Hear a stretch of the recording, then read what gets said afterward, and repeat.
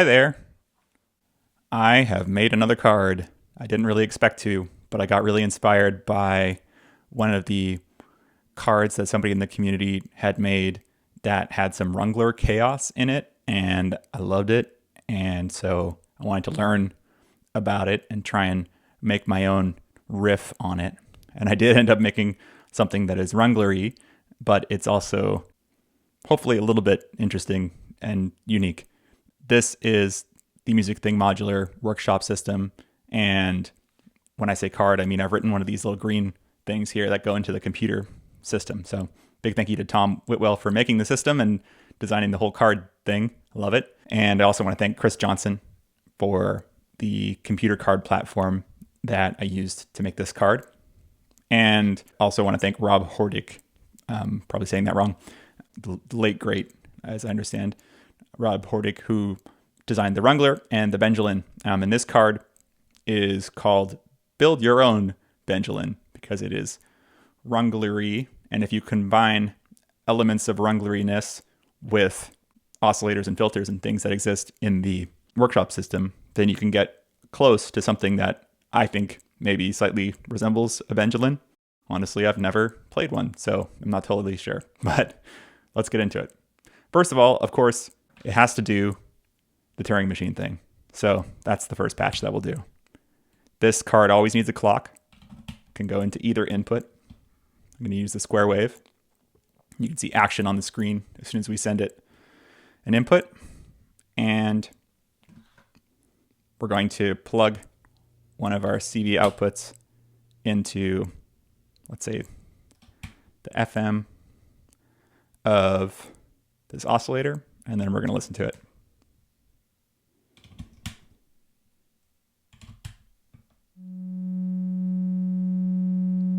Turn up the FM.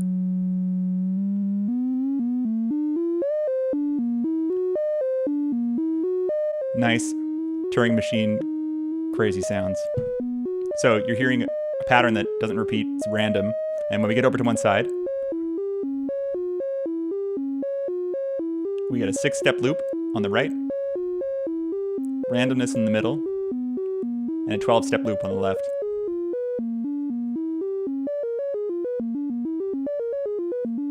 Just like you'd expect from a normal Turing machine. But this is a little tiny bit different. Two ways. One, I've done a little bit of weird math stuff to maybe give it a little bit of its own voice for the real nerds out there. Each cell in the shift register is passing around a number from 0 to 3, so 4 possible values instead of just a 0 or a 1. So you get a little bit of a different experience than you would get on a traditional Turing machine.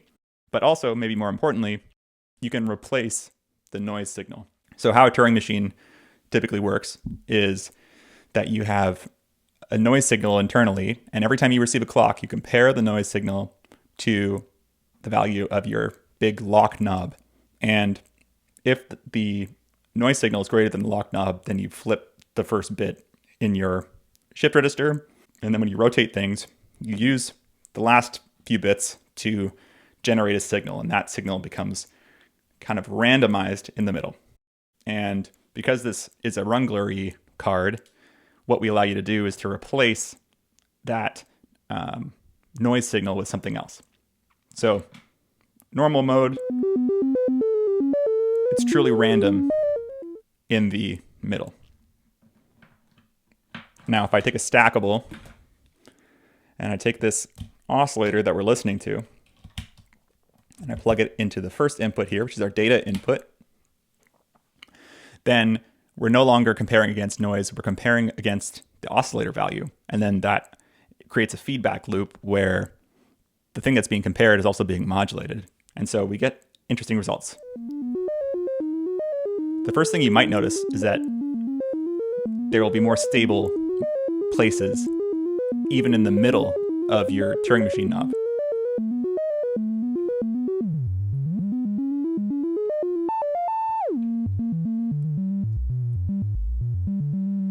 Which is interesting enough, but if you, like me, were like, man, at audio rate, the Turing machine kind of just makes noise in the middle, and you wanted more chaos, well, this definitely does that. If you just turn it up, the clock to audio rate,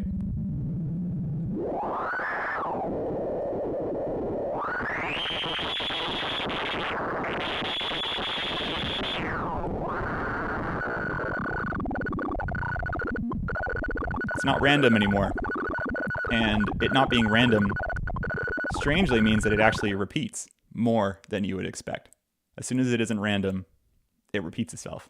And so if you modulate this, and my favorite thing to do actually is to cross modulate the oscillator that you have into the data input with the clock, which is very easy to do on the workshop system because it's normaled. So you just increase the FM on the clock.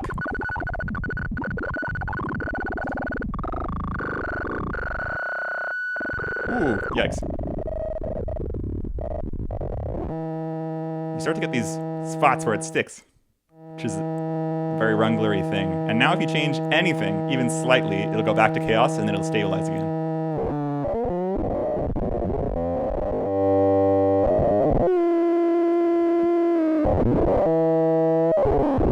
Did I mention that this probably isn't for everyone? This is really an experiment for me in how much I can stand behind the weird ass noises that I make in my basement. And so forgive me if I'm a little bit embarrassed about the squelchy, awkward sounds here.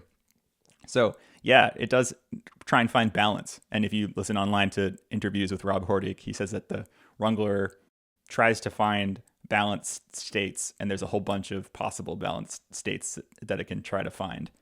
So many that it feels like it's random, but it's actually not, because it's a interference pattern between the clock input and the data input that creates this strange phenomenon.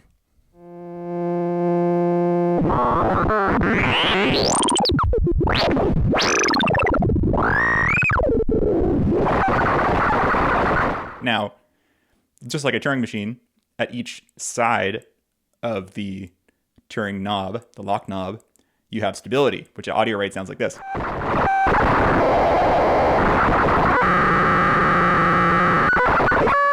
It'll be different every time.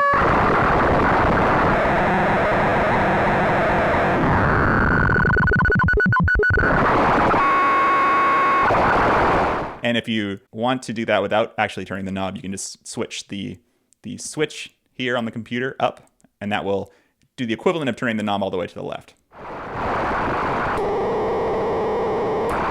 And if you push it down, just like on the Turing machine, you get the kind of write option. So whenever the switch is pressed down and a clock is received, we write to the Turing machine. And I'll show you in a minute a little bit more about how this works under the hood using that. But before that, I just wanted to talk about the second input here on the computer. That second input is the modulation of the lock value. So you can send, for example, a voltage in here, and whatever you send in here gets added to the big knob. And so it's quite fun if you would rather press buttons than twist knobs to plug in something from voltages here, and then at audio rate, some places of stability, some not.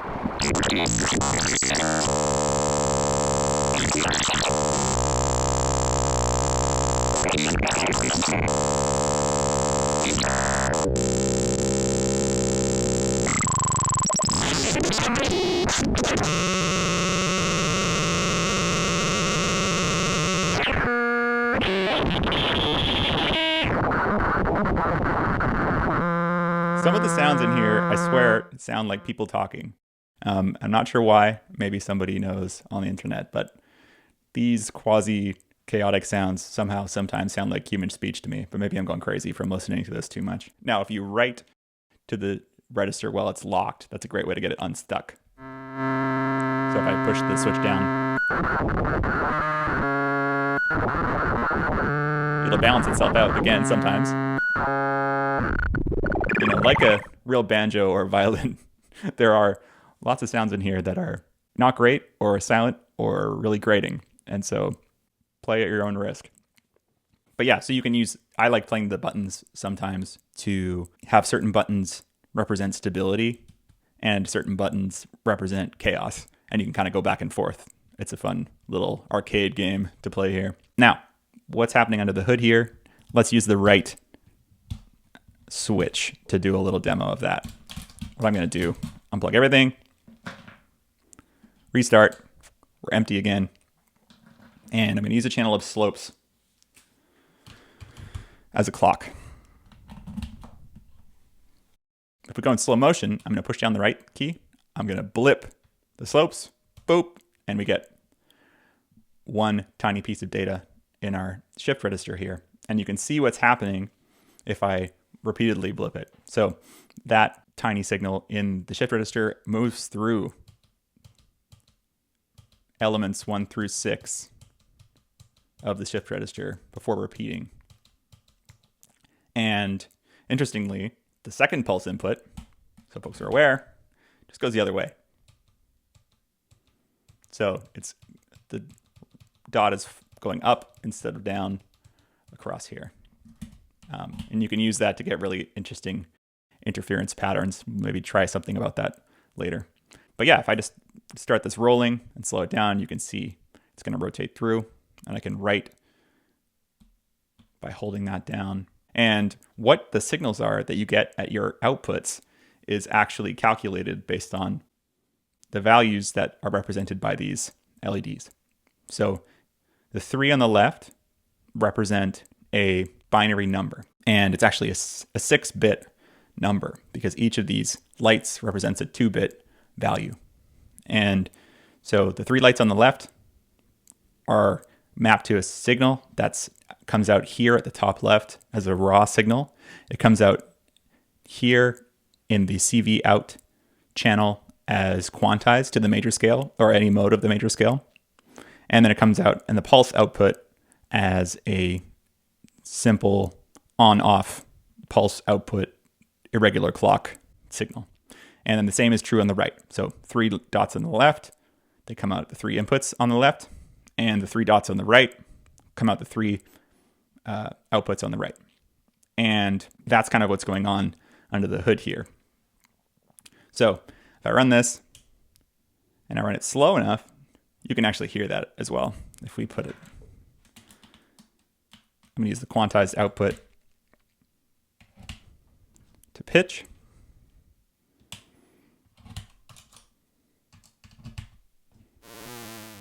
Oh, we are still doing weird stuff. Let's turn down our FM.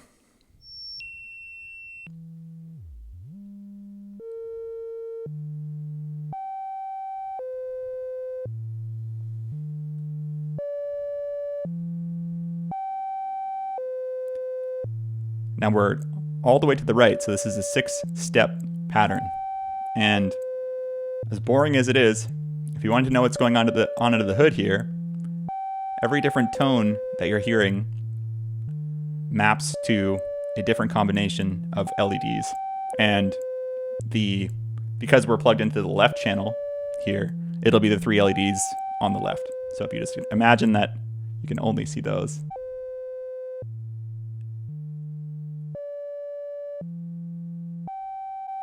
Now, I don't want to kind of spoil the surprise. Some of the magic of these things is in not understanding what's going on. Well, I assure you that things get complicated enough here that it's not going to ruin your experience, I don't think. There's 64 possible values, and then you can change them because your X and Y knobs here affect what's going on. Let's speed it up a little bit.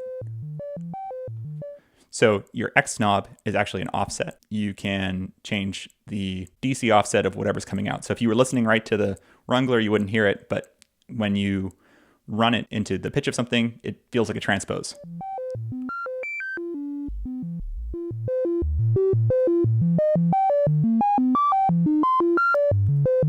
And you can run a signal into the first CV input, and then this actually becomes an attenuverter for that. And importantly, it's before the quantizer. So you can actually get really long sequences by plugging something in there. Do a quick demo of that. If I send the other slopes, for example, in there.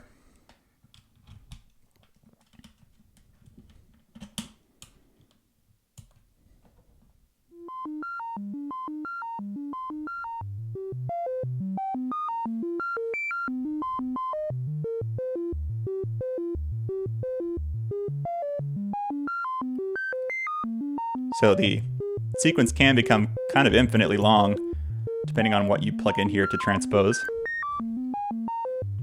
And then the Y knob is a VCA for the amount of chaos that you get. So you still get your offset no matter what, but the Y knob or a signal into the CV2 input will control the level of chaos. And so you can use that for a bunch of things. One of the ones I like the most is to actually use it as a noise source. So I'm going to take the signal now, and instead of putting it into the transpose, I'm going to put it into the VCA. And then this is an attenuator, not attenuverter, for that incoming signal. So back at audio rate. Oh.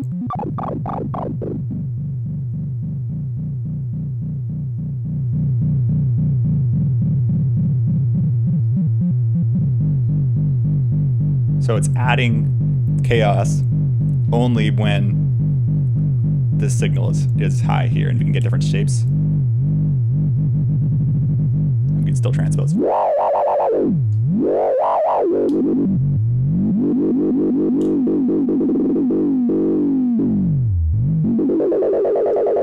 you'll notice the LEDs also cooperate. CV inputs and knobs, that's what they do. I think we're ready to just do some fun patches.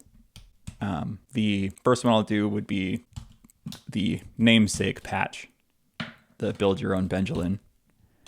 And that one I came close to before, but we'll start again from scratch. In a Benjolin, the Rungler is basically taking two oscillators, which we have two of here, and sending those into a shift register. And so we'll take the sine from here, put it in here, and that becomes our data input. We're also taking the output, the raw output, and using it to modulate our oscillator so that we have this feedback loop already created. And we have a second oscillator that we're going to use a square to clock things. And then right now we're not listening to anything, right? So we're going to take the square wave and actually add a filter. Let's use the lower filter here.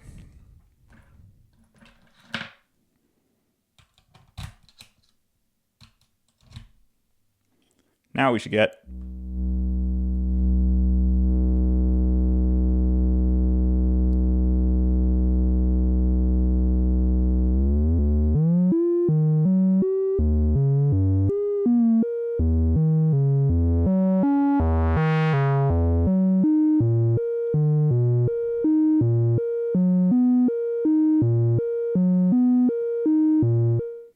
nice.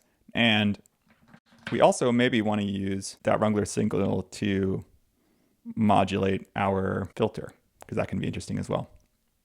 I'm going to switch, I'm going to switch over to the quantized output for pitch, and I'm going to use the unquantized output for the modulation of the filter. Bit of resonance there too is always good. Oh, got to turn down that FM because now we're quantized. When you want to get musical, you'll often want to turn down your VCA to get into a range that feels good. And then we'll turn up.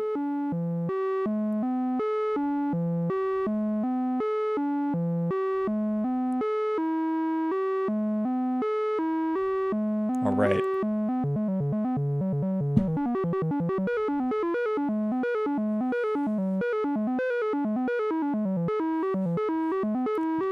Now let's also go one step further and take one of our outputs here and modulate our clock with the FM input.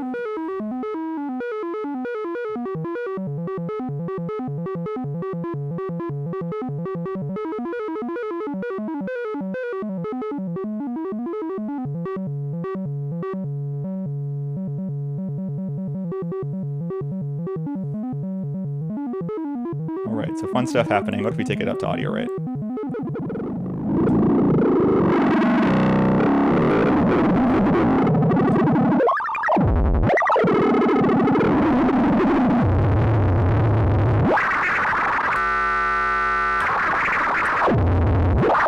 No matter how crazy things get, that switch up will always give you a loop, maybe a short one.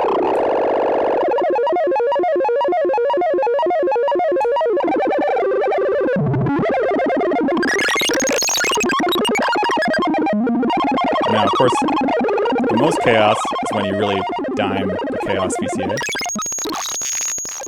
But you also get some really high notes.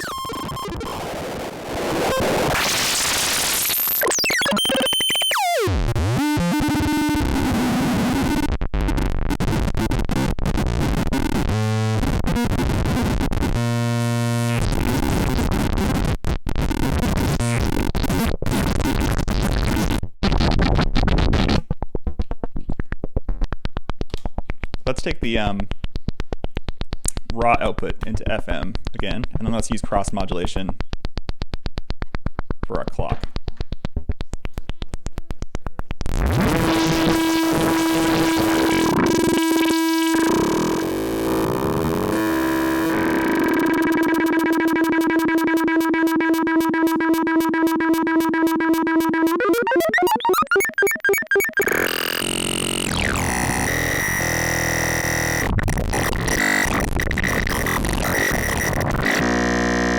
Gross.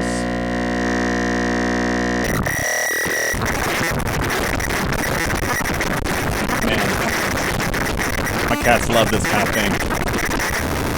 One thing I love doing when it's really chaotic is just tweaking only the fine knob on one of the oscillators, and it'll be enough.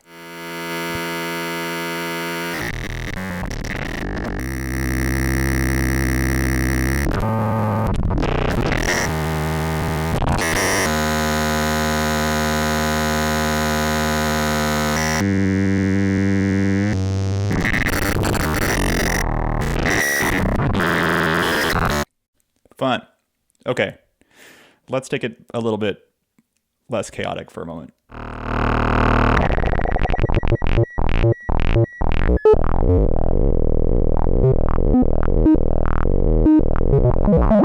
Switching back to quantized.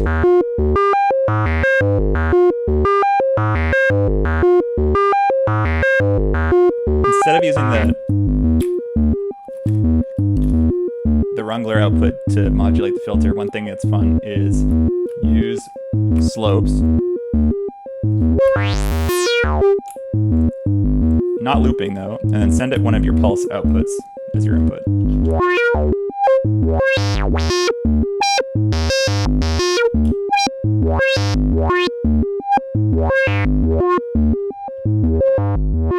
And the last patch I wanted to show, totally different from the stuff that I've shown thus far, but it's using those pulse outputs to ping the filters, which can be fun. So I'm going to take, I'm still going to have a clock here. Nice wide ranging. Let's use slopes again. And I'll slow it down for now. And I'm literally just going to send these pulses to the inputs of my filters.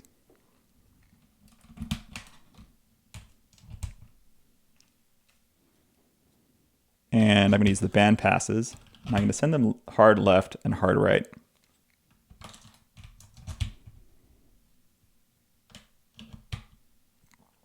Bit of resonance.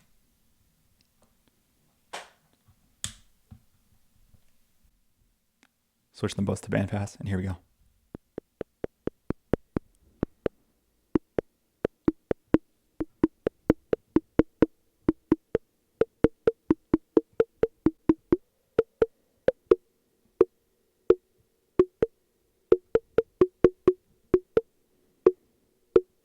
Just like that. Nice bongos. And they're related, but they're not identical. Now, if you listen closely, you might hear a bit of a pattern, which makes sense. Because what's happening is when you hear something in one ear, there's kind of a call and response effect that happens where you also hear a similar response in the other ear. And the reason for that is because of the architecture of the shift register. It's kind of like a digital delay. In fact, I think there's an interview with Rob Hordijk where he talks about the Rungler being kind of basically a shitty digital delay. And in a way, this is the same. An interesting side effect of that is that if you use the two channels to modulate different things, then they'll almost seem to answer each other, even when things are really chaotic. So I said that was my last patch. I lied. I've got one more. Let's use unquantized to pitch both channels, one to each oscillator. And then I'm still going to listen to the raw output. And we're still going to go left and right.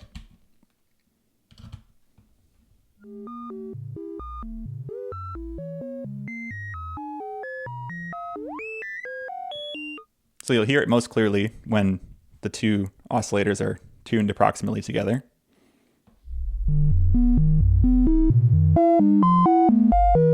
Particularly in a loop.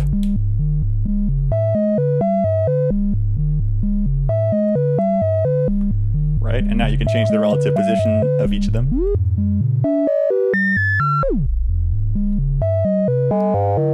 Or the timbres. And I like this a lot when it's actually more chaotic or slowly evolving.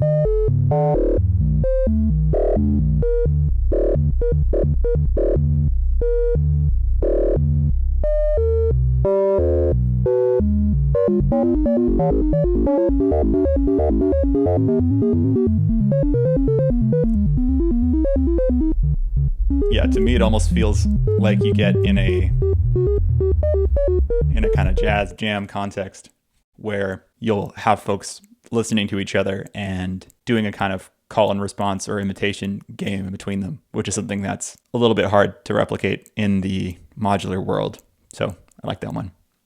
So thank you for sticking with me. This is a weird card. It's not for everyone. I hope some of you have fun with it. Happy noise making.